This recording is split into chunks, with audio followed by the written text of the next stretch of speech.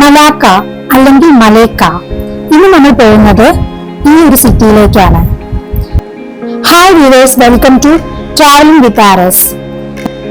മലാക്കയിൽ നമ്മൾ ആദ്യം പോകുന്ന സ്ഥലമാണ് റിവർ ക്രോസ്. റിവർ ക്രോസ് എന്ന് പറയുമ്പോൾ ഇതാണ് സംഭവം.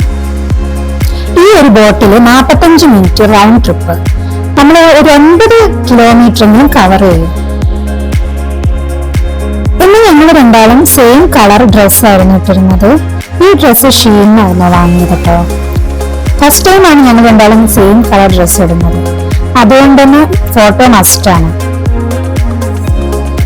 അങ്ങനെ ഞങ്ങൾ ബോട്ടിന്റെ ഉള്ളിൽ കയറിയിട്ടുള്ള വ്യൂ ആണ് കേട്ടോ ഇത്. പക്ഷെ ഇന്ന് വർക്കിംഗ് ഡേ ആയതുകൊണ്ടായിരിക്കും ആളുകളൊക്കെ വളരെ കുറവായിരുന്നു.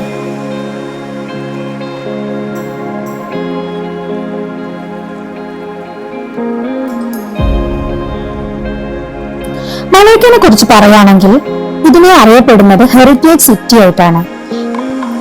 ചരിത്രം ഉറങ്ങി കിടക്കുന്ന മണ്ണാണിത്. അതുകൊണ്ട് തന്നെ ഇന്ന് കാണുന്ന കാഴ്ചകൾ ഏറെയും അങ്ങനെയുള്ളതാണ് കേട്ടോ. ഞാൻ നിങ്ങളോട് പറഞ്ഞില്ലേ മലേഷ്യൻ സിറ്റി മാത്രമല്ല വേറെ 2-3 പ്ലേസസും കൂടി കാണിക്കുന്നുണ്ടെന്ന്. അതിൽ ഒരു ഇമ്പോർട്ടന്റ് ആയിട്ടുള്ള സ്ഥലമാണ് മലേക്ക.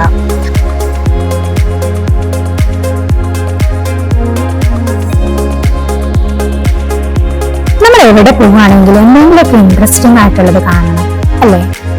ഇത് അതുപോലത്തെ ഒരു ഇൻട്രസ്റ്റിംഗ് ആയിട്ടുള്ള കാര്യമായിരുന്നു. കാരണം ഞാൻ ഇങ്ങനെ ഒരു യാത്ര മുന്നേ നടത്തിയിട്ടില്ല.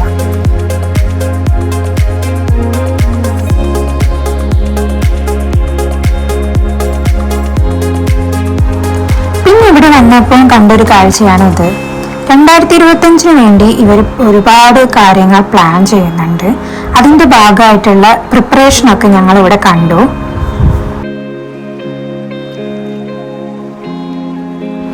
ഇവിടെ നിന്നും നേരെ പോയത് ഞങ്ങൾ മലേക്ക സിറ്റിയിലേക്കാണ്.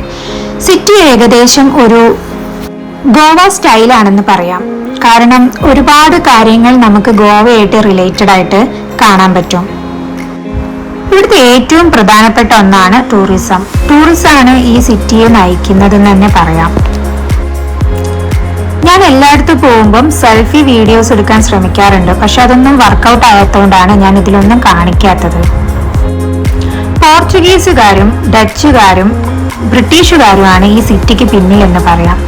ഈ സിറ്റിയെ മൊത്തത്തിൽ സ്ട്രക്ചർ ചെയ്തതും അവർ തന്നെയാണ്. നമ്മളിപ്പോ പോകുന്ന പ്ലേസും ഇന്ത്യക്കാരും തമ്മിലൊരു ബന്ധമുണ്ട്. ആ ബന്ധം എന്താണല്ലേ വഴിയെ പറഞ്ഞുതരാം.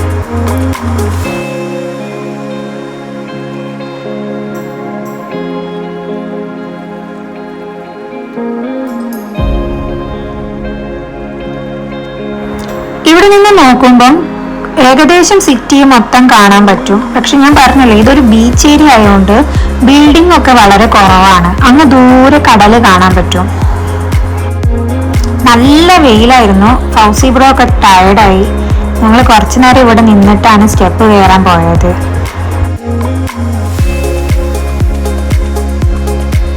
ഇതാണ് സെന്റ് പോൾ ഹിൽസ്.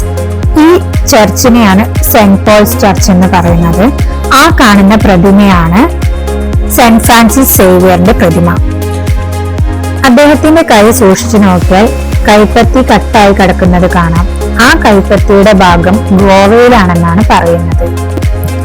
പോർച്ചുഗീസുകാരനായ ഇദ്ദേഹം ഇന്ത്യയിൽ മിഷണറി പ്രവർത്തനങ്ങൾ കൊണ്ടുവരാൻ ശ്രമിച്ചിരുന്നു. അതിന്റെ ഭാഗമായിട്ട് തന്നെയായിരുന്നു മലേഷ്യയിലും ചൈനയിലും ജപ്പാനിലുമെല്ലാം പോയത്. അതിന്റെ ഇടയിലായിരുന്നു അദ്ദേഹം മരണപ്പെട്ടതും. ചൈനയിലെ ഒരു ദ്വീപിൽ വെച്ചിട്ടാണ് അദ്ദേഹം മരിച്ചതെന്നാണ് പറയപ്പെടുന്നത്. ഗോവയിലേക്ക് കൊണ്ടുപോകുന്നതിന് മുന്നേ ഇവിടെ താൽക്കാലികമായി സംസ്കരിച്ചു എന്നും പറയുന്നുണ്ട്. അങ്ങനെ അവകാശപ്പെടാനായി ഒരു തുറന്ന കുഴിമാടം ഇന്നും പള്ളിയിലുണ്ട്. പക്ഷേ ചരിത്രപരമായ ഒരു തെളിവുകളും ഇന്ന് വരെ കിട്ടിയിട്ടില്ല. ഇതെല്ലാം കാണുമ്പോൾ ശരിക്കും നമുക്ക് ഗോവയിലെ ചർച്ചുകളാണ് ഓർമ്മ വരുന്നത്. ഇവിടെയാണ് താൽക്കാലികമായി സംസ്കരിച്ചത് എന്നാണ് പറയുന്നത്. ഉള്ളിലേക്ക് ഇറങ്ങി ചെല്ലുന്ന പോലത്തെ ഒരു കാഴ്ചയായിരുന്നു അതിന്റെ ഉള്ളിൽ ഞങ്ങൾ കണ്ടത്.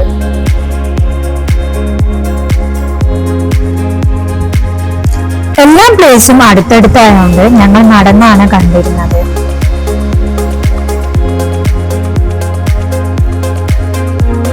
കുറച്ചുനേരം ഫോട്ടോസും വീഡിയോസും ഒക്കെ എടുത്തു കഴിഞ്ഞതിന് ശേഷം ഞങ്ങൾ അടുത്ത പ്ലേസിലേക്ക് പോയി. അടുത്തത് ഒരു മ്യൂസിയം ആണ് കേട്ടോ. അതൊരു ഇൻട്രസ്റ്റിംഗ് മ്യൂസിയം ആയിരുന്നു കേട്ടോ. കാണുമ്പോൾ അത് മനസ്സിലാവും. ഒരുപാട് നടന്നു കാണാനുള്ള ഒരു സിറ്റിയാണ് മലേക്ക. ഞാൻ മുന്നേ പറഞ്ഞിരുന്നല്ലോ മലേഷ്യയിൽ നല്ല ചൂടായിരുന്നു എന്ന്. മലേക്ക സിറ്റി ബീച്ചിന്റെ ഏരിയയും കൂടി ആയതുകൊണ്ട് നല്ല ചൂടായിരുന്നു. പക്ഷെ ഈ ചൂടത്തും താര ഞങ്ങളെ കൂടെ നടന്ന് കാണാണ്ടായിരുന്നു. എല്ലാരും ചോദിക്കുന്ന ഒരു കാര്യമാണ്, താര എങ്ങനെയാ നിങ്ങളെ കൂടെ ഒക്കെ ട്രിപ്പ് വരുന്നതെന്ന്. പൊതുവെ കുട്ടികൾക്ക് ഭയങ്കരമായിട്ട് ദേഷ്യം വാശിയും ഒക്കെ വരാറുണ്ടല്ലോ. താര ചെറുതായിട്ടൊക്കെ ദേഷ്യം വാശിയൊക്കെ കാണിക്കും പോലും, പക്ഷെ അവള് യാത്ര ചെയ്യാൻ എന്തോ ഭയങ്കര ഇഷ്ടമാണ്. ഞങ്ങള് രണ്ടാളെ ബ്ലഡിൽ ഉള്ളതുകൊണ്ടായിരിക്കും അവളെ ബ്ലഡിലും അത് കയറിയിട്ടുണ്ട്. ഇത് താരേന്റെ 5ാമത്തെ രാജ്യമായിരുന്നു. 3 വയസ്സിൽ 5 രാജ്യം കണ്ട റെക്കോർഡ് ഞങ്ങൾ ഇവൾക്ക് തന്നെയാണ് കൊടുക്കുന്നത്. മലൈക്ക സുൽത്താനേറ്റ് പാലസ് മ്യൂസിയം, അതാണ് ഇത്. നമ്മുടെ നാട്ടിലെ മുസ്ലിം തറവാടിന്റെ ഒരു ഫീലാണ് ഇവിടെ ഉള്ളത്. നിങ്ങൾക്ക് ഇതിന്റെ ഉള്ളിലേക്ക് പോകുമ്പോൾ മനസ്സിലാവും. ഇത് ഈ പ്രദേശത്തിന്റെ ചരിത്രം പറയുന്ന ഒരു സാംസ്കാരിക മ്യൂസിയമാണ്.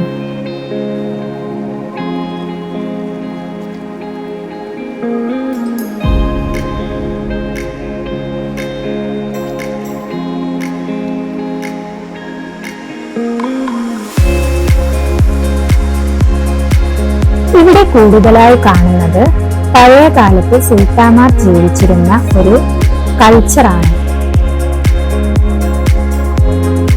കുറച്ചുകൂടി ക്ലിയർ ആയിട്ട് പറഞ്ഞ അവരുപയോഗിച്ച വസ്ത്രങ്ങളും ആഭരണങ്ങളും അവരുടെ ജീവിത ശൈലികളും എല്ലാം ഇതിൽ വളരെ വ്യക്തമായിട്ട് അവർ കൊണ്ടുവന്നിട്ടുണ്ട്.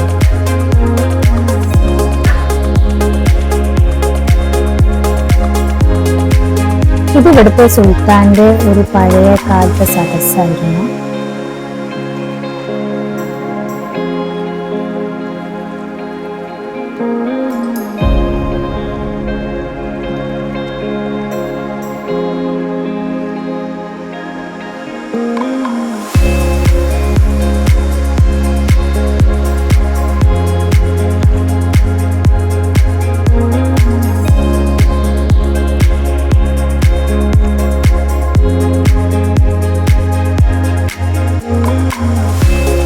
ഇതൊക്കെ അവരുപയോഗിച്ച ഇൻസ്ട്രുമെന്റ്സ് ആയിരുന്നു.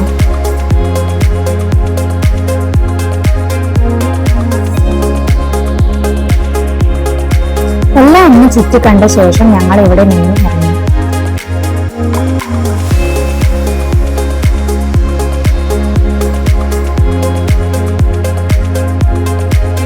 അംബാസിഡർ സ്റ്റൈലുള്ള ഈ കാറും ഒരു പുതുമ നിറഞ്ഞതായിരുന്നു.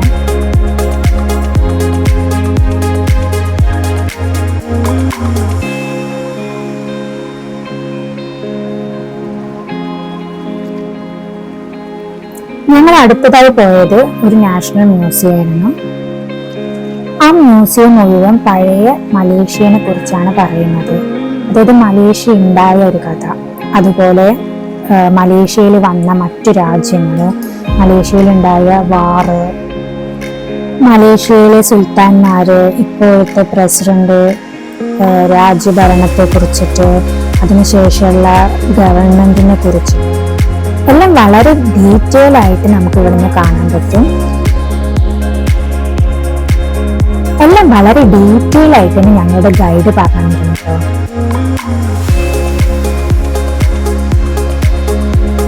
ഇത് കാണുമ്പോൾ തന്നെ നിങ്ങൾക്കൊരു ഏകദേശ ഐഡിയ കിട്ടുന്നില്ലേ?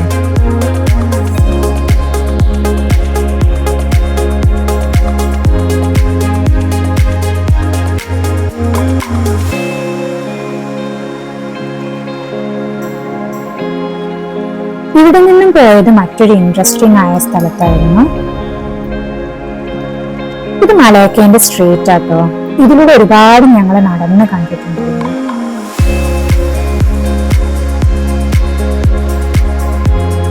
അതുപോലെ തന്നെ വേറൊരു കാര്യമായിരുന്നു ഇവിടുത്തെ പാർക്കിംഗ്. കണ്ടില്ലേ, ഈ ലൈനിന്റെ ഇടയിൽ കാർ പാർക്ക് ചെയ്തതിനു ശേഷം അവിടെ ഒരു നമ്പർ ഉണ്ട്. അത് വെച്ചിട്ട് അവര് പാർക്കിംഗ് ഫീ അടയ്ക്കും. ചില ദിവസം എന്തോ അവർ പറഞ്ഞു ഈ പാർക്കിംഗ് ഫീ ഒക്കെ ഫ്രീ ആണ് എന്ന് പറഞ്ഞു. അങ്ങനെ ഞങ്ങൾ ഇവിടെ കാറ് പാർക്ക് ചെയ്ത് നടന്ന് വീണ്ടും ഒരു മോസ്കിലേക്കായിരുന്നു നടന്നു പോയത്. അവിടെയും പർദ്ദ നിർബന്ധമായിരുന്നു.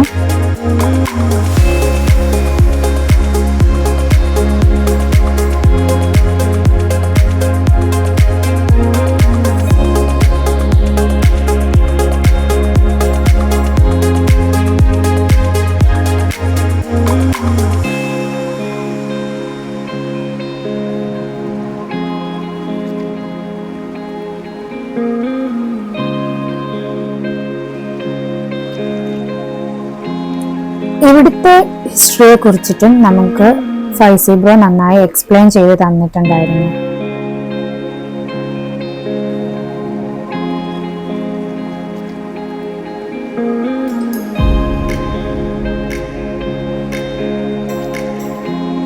അതിനുശേഷം ഞങ്ങൾ പോയതാണ് ഈ ചൈനീസ് ടെമ്പിളിലേക്ക്.